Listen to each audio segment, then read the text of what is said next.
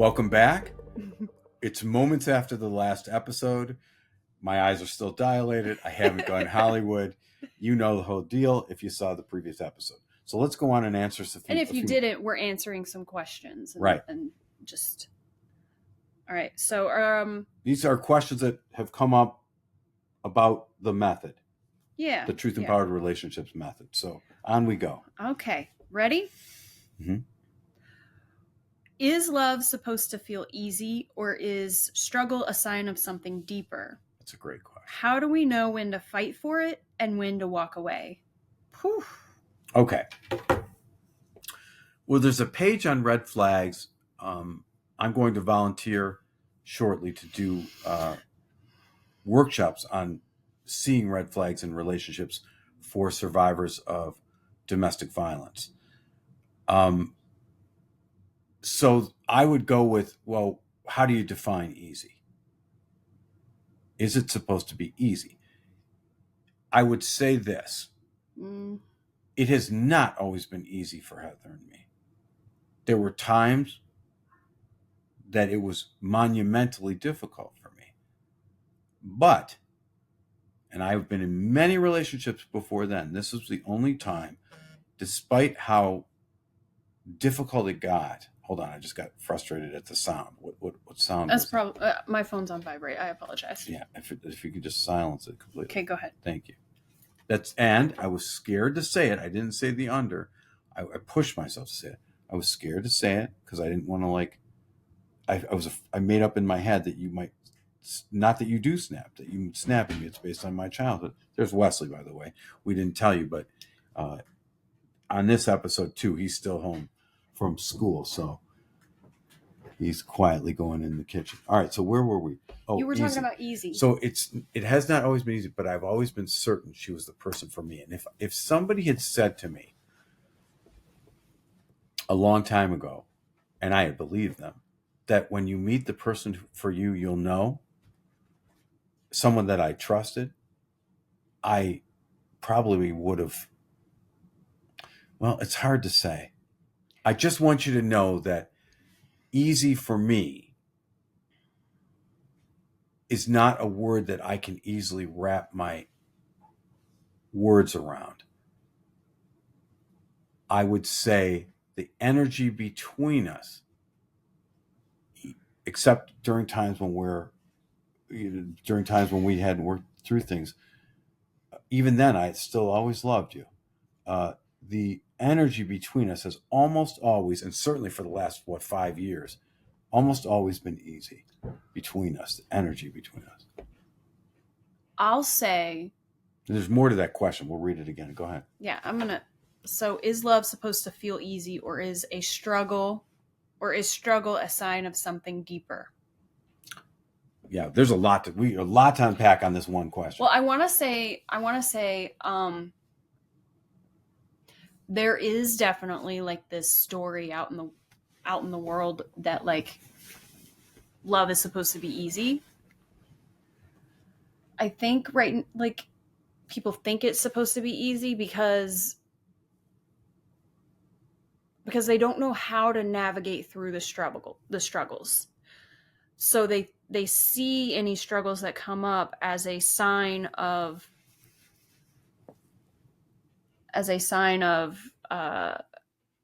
this isn't right. This isn't the person I'm supposed to be with or something. But what I want to say about our relationship, my experience, because that's really the most I can talk from is experience, is the desire to figure out how to work through the struggle is easy. I always have easy access to that. If I had to force myself to work out the struggle, that's when I would start to question. That's when I would start to be like, that's when I would start to have those questions of, are we the right match? Even in the beginning of our relationship, when we were at our most reactive. Well, what was happening was we had not yet learned how to communicate with one another. We had not developed our mutual language, and we were trying to figure out how we fit together. And sometimes we'd butt heads, and sometimes it was hard. It was really, really hard. And there was even talks and conversations about splitting up, but neither one of us actually really wanted to. I had easy access to the desire to work it out. Like, I never lost in touch with, this is someone that I want to do whatever work is necessary to get to. Like, I want to, even if it's uneasy, because this work is not always easy. Sometimes when you get into a rhythm, it starts to get really easy. Like right now, you and I are in a rhythm where it is much, much easier than it has ever been. But yeah, so I don't know. I don't know if love is supposed to be easy, but I feel like the desire to stay together should definitely be easily connected to, in my opinion. So I'll respond to that, and then I'm going to answer the question from the point of view of the book.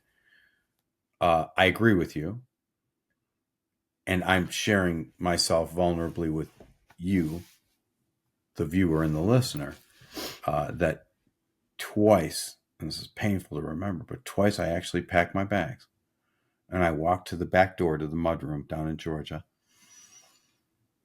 And I stood there and I said to myself, this would be like going off the edge of a map.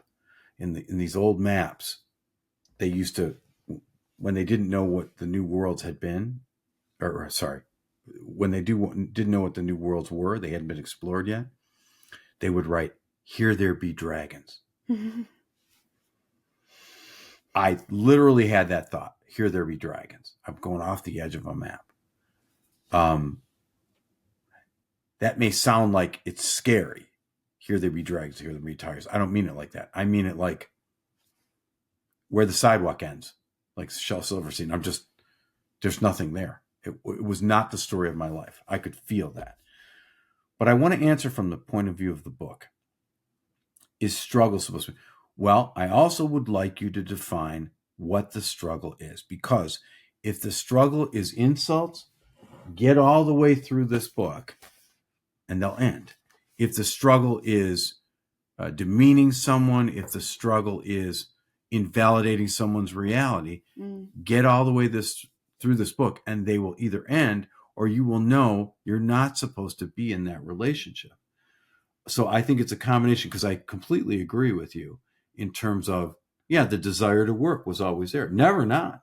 There might be like that disagreement we had the other day. It wasn't even a disagreement. We just decided to talk about it the next morning. Yeah. So anyway, and that's what got us recording again.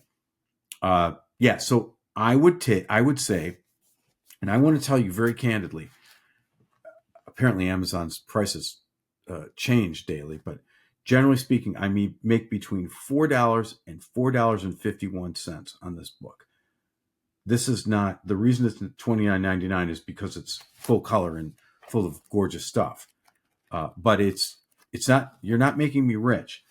I'm here, or us, I should say. We're here to help your relationship thrive. So use this as a litmus test. This is a 158-page litmus test. If you get through this and the struggles are the same as they were, I would say it's a big red flag. And like I said, there's even a page on there's more than one page on red flags, and more than one page of, hey, if you're not doing the work at this point, and I call it work lightly, there's many, many more games than there are the word work in this book. But if you don't want to do these prompts, there's something, it's called 7 Nights of Truth. And you have to just look inside for 30 seconds in 8 categories. So that's 240. I think it's 5 minutes when I added it up. If you can't spend 5 minutes in bed silently contemplating, well, that person does not want an intimate relationship. It's just the fact. All you have to do is sit there quietly for 30 seconds. Do I have any thoughts? That's it. So that's a red flag if someone doesn't want to do that. And there's lots more in here.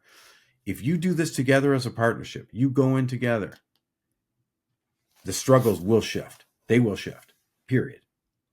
or it's not a relationship you both want to be in to the same degree. Would you agree with that? Yeah, I would agree with that. I would Okay. agree. Yeah. Now, there was another part to that question, Yeah. was there not? That's what I There's was so about much to go to to. unpack. Good question. How do we know when to fight for it and when to walk away? Well, you just basically answered that with the book. You know, I think it's answered. Yeah. yeah. Commit. There's a place in here to commit yourself to it, at least to trying the book. That's in level 1. Yeah. So when you've learned how to communicate and you're just not in, like, it's not something you want to invest in anymore. Yeah, I mean, you gotta have a truth empowered conversation about whether or not to keep trying at it, or to, because while we want to give couples tools to communicate, to grow, to heal together, to love one another with ease, we're not looking to keep everyone together. If it definitely comes to a point where you guys are like, even this isn't how we're going to stay together, it's just not meant to be, we I don't want to say we encourage, but we're not looking to. Can I pick this up? Please do. Yes. There are therapists who will say, oh, I can save this relationship. I have worked with couples and I will say, I'm not here to save a relationship. I'm here to allow what's going to happen. And if that means the relationship is going to be preserved, then it is. Mm-hmm. And if that means you're going to split up, then that's what's true. But you're not necessarily going to split up because of your struggles. You're going to split up because you're not meant to be with each other. And that's going to be revealed through this book. So if you think you need support and you want to work with us, if that's what you sense, just know that we're not here to preserve your relationship. We're here to preserve your mutual respect, your mutual dignity, and your freedom and your ability to choose. So that's what you'll get out of this book too. I do want to say we are kind of here to help you preserve one relationship, and that's the relationship with yourself. Fair. Yeah. We're losing a little bit of light. Are we done with this question, you think? I think so, yeah. I think so too. I feel like there's nothing else alive from you. You want to flip the light on? Let's see. We're going to light testing. How's it look? A little bit. How is it on your eyes? Any worse? You can't see much through these anyway. Okay.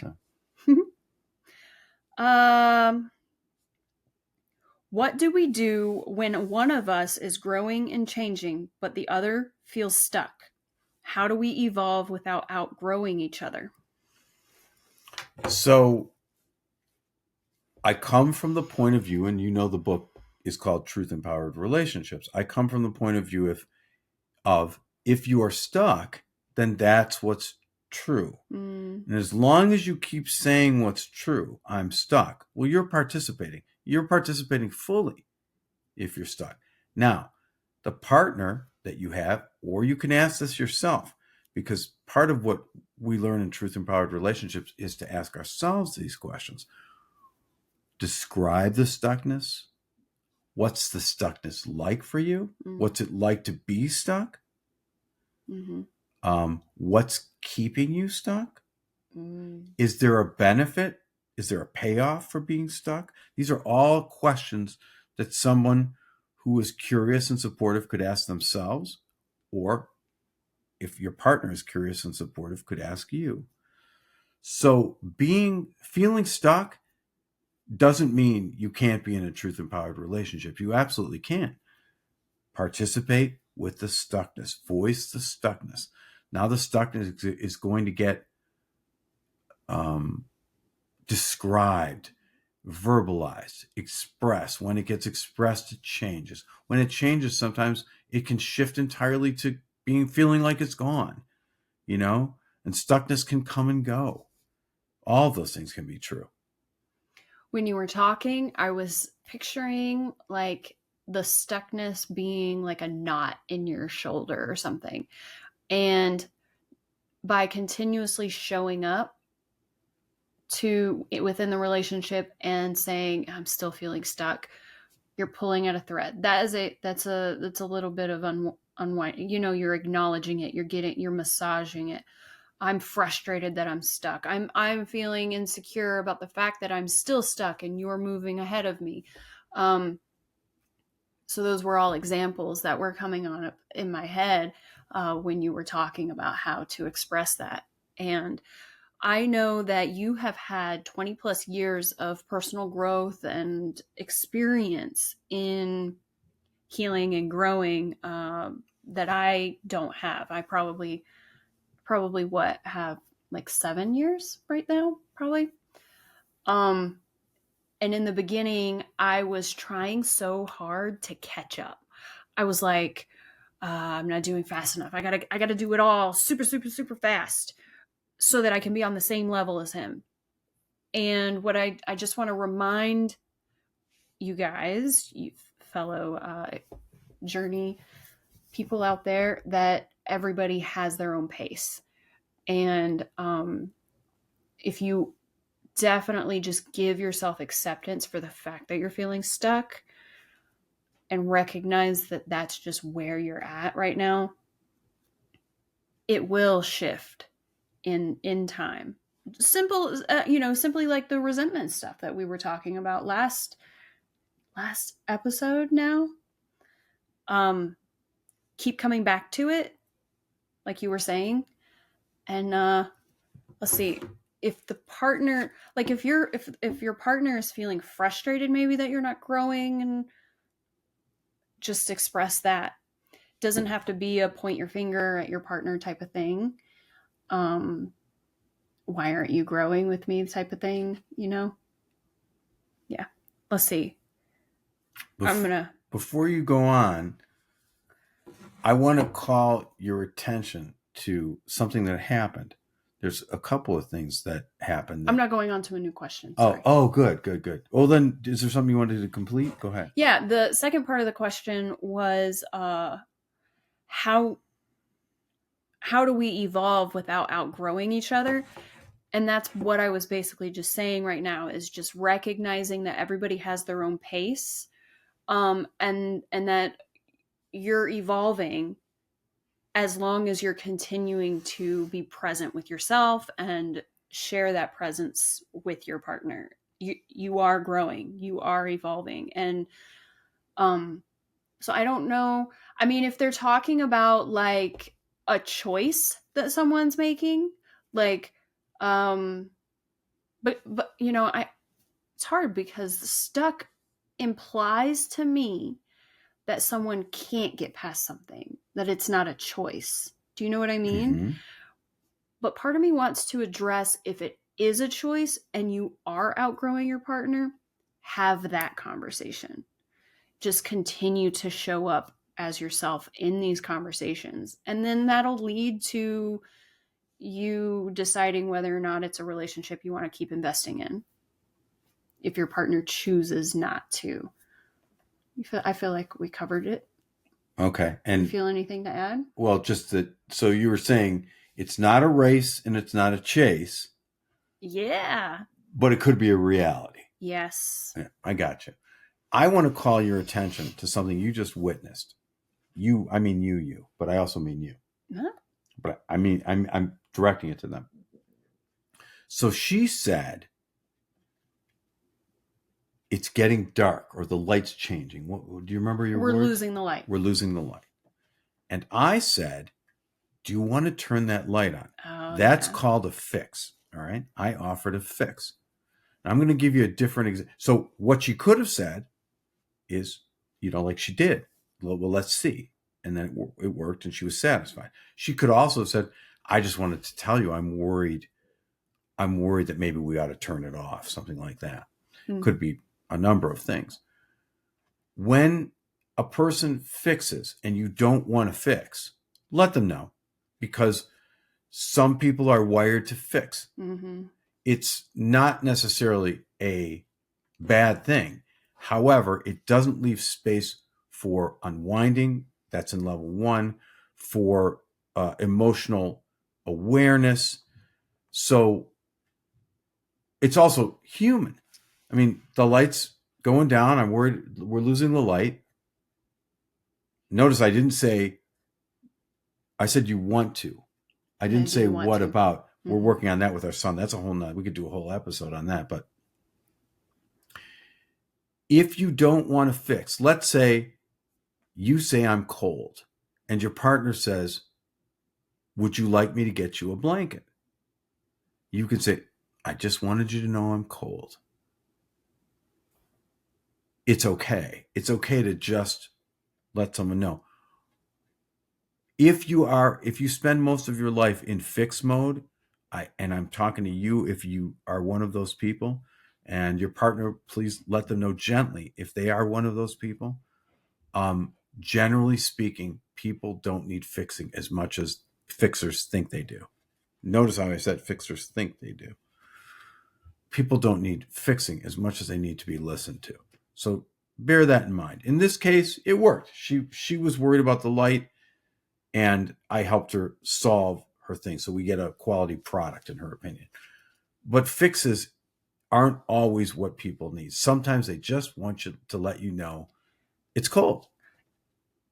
And sometimes, much like in my case, I want to be able to reach the point where I ask for a fix without it just being put on me. Yeah. Right.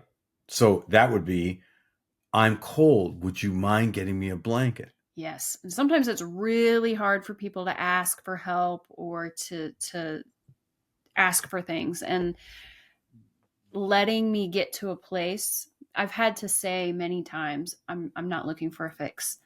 And then I will turn around and I will take you up on what you had already offered me. But I just need that moment of being able to use my own voice to ask for help or ask for something.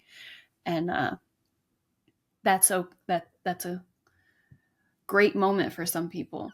And I bet it is kind of really great to be asked for help.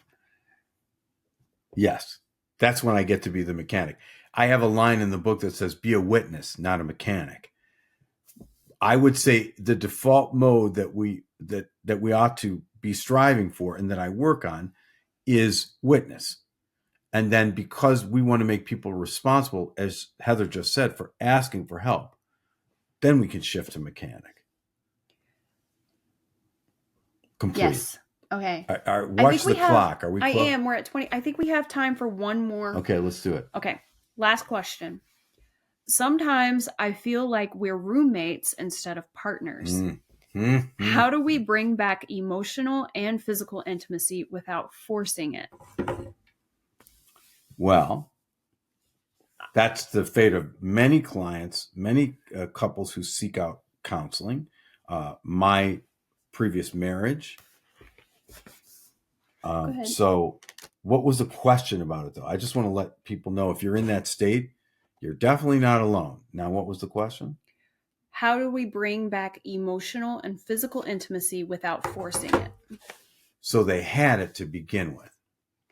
Well, what immediately came to my mind was the book. Just start with the book, and that's how you do the emotional intimacy. But you're in the games page.